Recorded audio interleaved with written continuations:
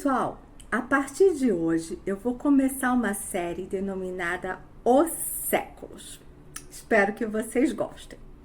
Por exemplo, qual a ligação entre a morte de Timur, lá na Ásia Central, com a construção da Cidade Proibida na China, com a Guerra dos 100 Anos e a Guerra das Rosas na Inglaterra, a formação dos primeiros estados europeus, a travessia, do Cabo da Boa Esperança pelos portugueses, a chegada na América Caribenha e o descobrimento do Brasil? Bem, todos esses fatos, todos esses acontecimentos aconteceram no século XV, que vai de 1401 até 1500.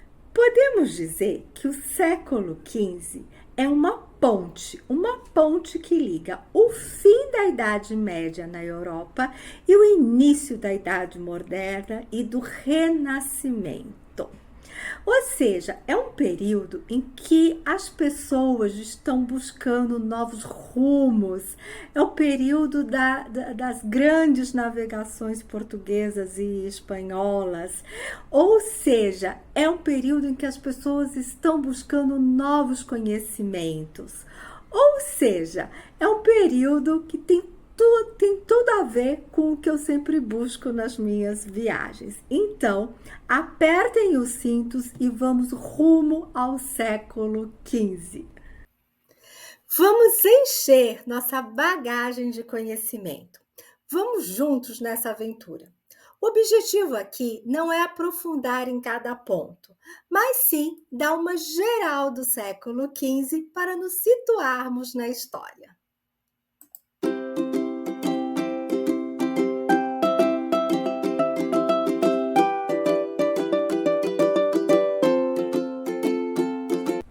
Bem, podemos dizer que o século XV já chegou chegando.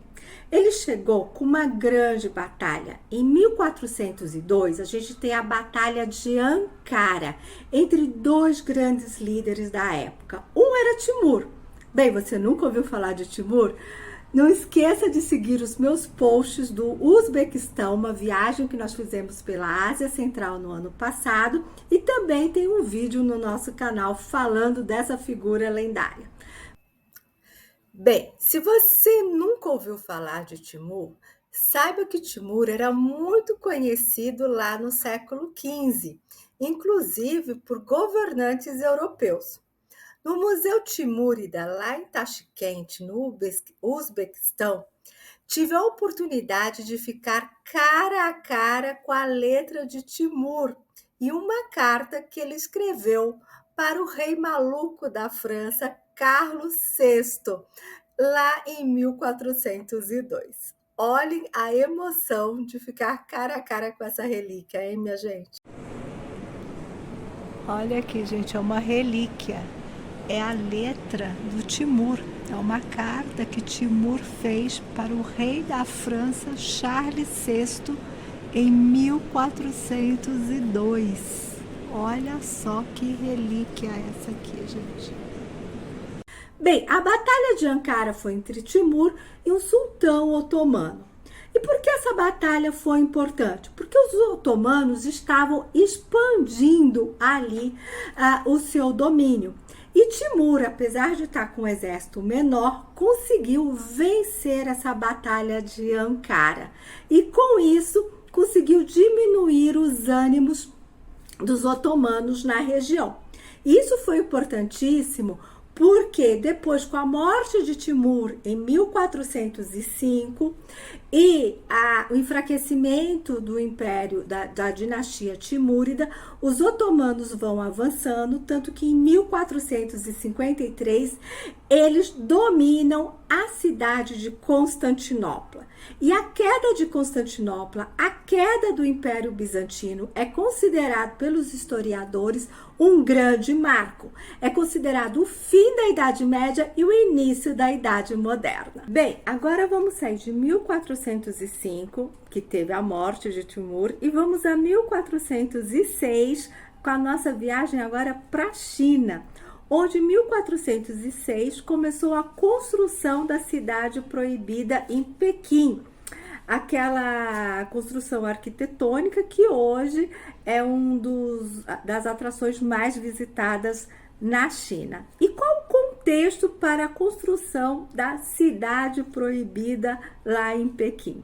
Então temos que voltar para entender um pouquinho a dinastia Ming, que foi uma dinastia que teve um período longo, ela durou desde o século XIV até o século XVII. Durante a dinastia Ming, no século XV, eles perceberam que os mongóis estavam se reestruturando e eles precisavam reforçar a sua fronteira norte. Tanto que eles reforçaram as muralhas da China. As muralhas da China são bem antigas, são de antes de Cristo, né? Mas no século XV eles viram a necessidade de reforçar e perceberam a necessidade de ter uma capital mais ao norte. A capital antes era em Nanquim, que ficava um pouco mais ao sul. E para transferir essa capital mais para o norte, eles resolveram reestruturar a cidade de Pequim, começando a construção da cidade proibida, que na verdade é um complexo de palácios, um complexo governamental. Então ali tinha, além do palácio, tinha a parte de escritório e tudo, e era chamado de proibida devido à dificuldade de você entrar nessa cidade, né? Só realmente membros da família real, funcionários ali do imperador e alguns convidados que poderiam entrar nesse complexo. Mas a ideia era isso, transferir a capital mais para o norte, para que o imperador ficasse ali mais próximo, né, dos acontecimentos ao norte ali, como uma forma de proteção da China ali, das suas fronteiras. E durante a dinastia Ming, no século XV, foi um momento de grande prosperidade para a China. E eles o governo investiu em algumas viagens diplomáticas, viagens marítimas, expedições marítimas. E dizem que essas expedições conseguiram alcançar até a América antes dos espanhóis. Mas não eram expedições que tinham um cunho comercial, como foram as expedições depois, as portuguesas e as espanholas, né? Então, era um cunho mais diplomático. Mas dizem que os chineses chegaram à América antes aí dos europeus. E só a título de curiosidade, vocês sabem quantos cômodos tem a cidade proibida na China? 9.999 cômodos. O número 9, gente, é um número de sorte para os chineses. Na verdade, foi o povo mais supersticioso que eu já visitei, com quem eu já tive contato. Por exemplo, o número 4 para eles não é um número de sorte, tanto que tem prédio que não existe o quarto andar. Em 1412, nasce nada mais, nada menos que Joana d'Arc, uma camponesa que iria mudar o rumo da história da França e da Inglaterra na Guerra dos 100 Anos. Sim, porque a França e a Inglaterra estavam lá numa guerra que não terminava, uma guerra que começou no século anterior, em 1337, durou mais de 116 anos. É conhecida como a Guerra dos 100 Anos, né? Mas durou mais do que 100 anos. Não foi uma guerra contínua, era uma guerra que começava, parava, mas foi uma guerra que eles ficaram ali se debatendo, se batalhando durante muitos anos. E aí nasce Joana d'Arc em 1412, que vem a mudar o rumo dessa história um pouquinho mais para frente. Podemos dizer que antes de Joana d'Arc, a Guerra dos 100 Anos estava mais pendente para o lado inglês. Por exemplo, em 1415, o rei Henrique V da Inglaterra chega a conquistar o norte da França e eles avançam e conquistam Paris. Ou seja, foi uma época, em 1415, que os ingleses estavam vencendo os franceses. O que a gente precisa saber também é porque a Inglaterra e a França ainda não eram considerados estados, não tinha uma formação de um estado unificado. O único estado unificado naquela época ali na Europa era Portugal. Em 1415, como Portugal já era formado, né, tinha um estado unificado desde o século passado, ela começou a investir nas suas navegações marítimas. E em 1415 ela conquista Ceuta, que ficava na África, do outro lado ali da pontinha do Estreito de Gibraltar. E essa conquista foi importante porque é considerada a conquista que abriu caminho para os portugueses para as grandes navegações marítimas. E essa conquista de Ceuta também ainda tinha pouco daquela mentalidade mais medieval, não era ainda uma conquista tão comercial como foram depois as outras navegações, mas era aquela de lá em Ceuta, na África, está dominada ali pelos muçulmanos, então são infiéis, então aquela coisa de levar o cristianismo lá para a África. E vimos um pouquinho lá a Ásia, um pouquinho a Europa no século XV, como estava a América no século XV. Bem, historiadores acreditam que por volta de 1420 começava-se a construção de um tesouro aqui na América. Gente, se tem algum lugar assim que eu coloco como top 1 das viagens, é esse lugar, que é a construção de nada mais, nada menos que de Machu Picchu, no Peru. Ou seja, e nessa época, no século XV, as grandes civilizações incas e astecas estavam assim em pleno desenvolvimento por aqui na América. Enquanto os incas construíam Machu Picchu na América, na Ásia Central estava sendo construída essa belíssima madraça, que leva o nome do neto do Timur, que governou Samarcande após a morte de Timur, Ulugh Beg. O líder adolescente queria tornar a cidade em um centro intelectual para o império. Entre 1417 e 1420, construiu essa madraça, para a qual convidou vários astrônomos e matemáticos islâmicos para darem aulas. Essa madraça é de 1417, sim, 1417, ou seja, antes do Brasil ser descoberto. E aqui eles já estudavam matemática, astronomia, estavam muito mais adiantados que os povos da Europa.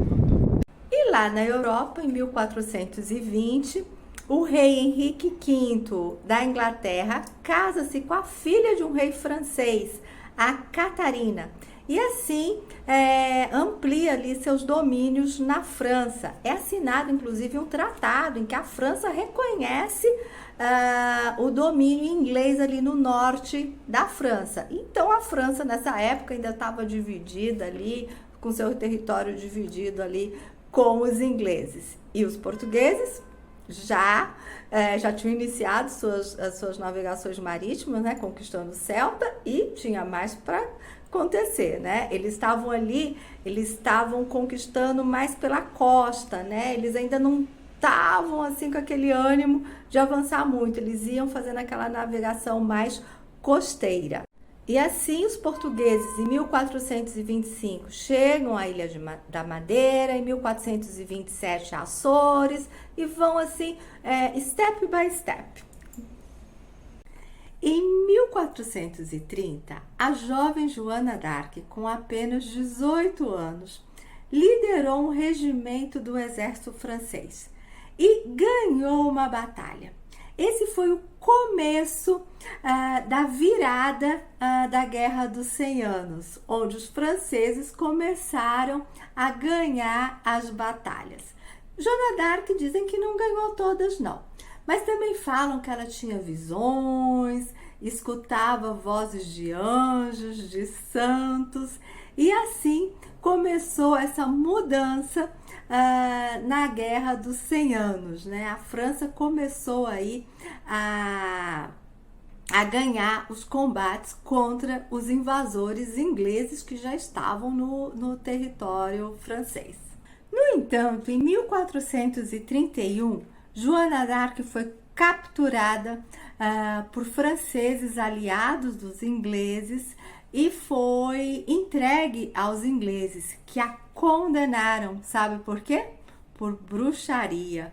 Dizem que foi porque ela usava roupas masculinas e também porque ela ouvia as tais vozes. Pela condenação por bruxaria, sabe qual foi a pena dela? Pena de morte em uma fogueira. Ela foi queimada viva. Bem, o fato é que a morte de Joana d'Arc, que alguns falam também que ela nem foi para nenhum campo de batalha, né? Que ela era muito mais estrategista e dava motivação para as tropas, né? A história é cheia aí de lendas e mitos. Mas a verdade é que a morte de Joana d'Arc fez com que os franceses ficassem mais motivados a lutarem contra os ingleses. Aflorou aquele espírito nacional dos franceses. Então, em 1431, tivemos a morte da jovem Joana d'Arc com apenas 19 anos, mas também tivemos um nascimento no coração da Romênia, lá na Transilvânia, nascia Vlad Dracon. Nunca ouviu falar de Vlad? Vlad Tepes? Vlad o Empalador? Bem, gente, o Vlad depois ficou famoso, né, com as histórias do Drácula. Nasceu ali naquela região, que era uma região de uma grande instabilidade. Era uma região cristã, mas que vivia, né, ameaçada pelos otomanos. E Vlad cresceu e ficou conhecido como o Empalador. Você sabe o que é empalar? Bem, era o método que o Vlad Tepes mais gostava de usar para matar os seus opositores. E você não sabe o que é empalamento? Então corre lá no Google e pesquise, porque é até horrível contar o que é isso, né? Mas ele adorava fazer o empalamento. Na verdade, o empalamento era uma prática muito utilizada pelos otomanos também. Em 1436, ocorre o fim da construção da cúpula da Catedral de Florença. Então vamos voltar um pouquinho para a Itália, né? Que não falamos ainda da Itália no século XV. Bem, a Catedral de Florença, ela começou a ser construída no século XIII, né? Agora essa cúpula, essa grandiosidade, naquela época foi considerada a maior cúpula, né, do mundo ali conhecido, essa construção maravilhosa, né, que hoje quando você vai em Florença fica encantado, né, até hoje. Bem, a Itália também não era unificada, não constituía um estado unificado ainda. Naquela época, né, lembrando ali, só Portugal que era considerado um estado unificado. Os outros países ali que a gente conhece hoje como Europa não eram. E a Itália era constituída ali de cidades-estados, de ducados, de principados, de repúblicas. Eram cidades e algumas eram muito fortes, elas lideravam o comércio ali no Mediterrâneo, elas cobravam impostos ali para você passar ali pelo Mediterrâneo. Tanto que foi também um dos motivos que Portugal resolveu procurar ali umas outras rotas. Lembram? Portugal desde 1415, né, a conquista de Ceuta, e foi descendo ali Madeira, Açores e tudo. Então, essas cidades italianas ali dominavam o comércio. E em Florença também era assim, né? Tinha os burgueses, os comerciantes, que ficaram ricos com isso. E tem a famosa família Médici, que a família Médici, a origem dela não é de nenhuma nobreza ou de nenhuma dinastia. Eles cresceram realmente ali com a troca com o comércio. E dizem que muitos desses comerciantes na Itália, para salvarem a sua alma, né, eles davam parte do que eles ganhavam para a construção de igrejas, de catedrais, de templos. Então, o motivo também aí da Catedral de Florença, né, ter sido financiada aí por esses burgueses. Bem, gente, a minha ideia era contar o século XV em um vídeo de 10, 15 minutinhos, mas vocês perceberam que eu me empolguei com a história, né? Também misturar Timur com a conquista dos portugueses, né? Muita coisa, a história da Itália, da China, né? A dinastia Ming, eu fui me empolgando. Bem, então já deixo o convite para vocês para assistirem a segunda parte do vídeo, né, do século XV. E eu vou dizer para vocês, gente, está imperdível. Na segunda parte, né, nós temos o nascimento de nada mais, nada menos que Isabel de Castela, a grande rainha lá da Espanha, né? Uma das grandes mulheres do século XV. Nós já falamos da Joana d'Arc, mas temos também aí a Isabel de Castela. Temos o nascimento, gente, de nada mais, nada menos que três gênios do Renascimento, Da Vinci, Michelangelo e Rafael. Temos a queda de Constantinopla pelos turcos otomanos. Lembra que os turcos já estavam avançando, os Timur deu uma segurada, mas eles estavam... Gente, que é o grande marco, o fim, é caracterizado, né, como o fim da Idade Média e o início da Idade Moderna. Então tem muita coisa. Tem o descobrimento do Brasil, né? Então tem muita história ainda. Vocês viram que eu estou me empolgando, então não dá para continuar, né, fazer um vídeo muito grande. Então faço o convite aí e espero vocês para a segunda parte desse vídeo que eu estou amando fazer.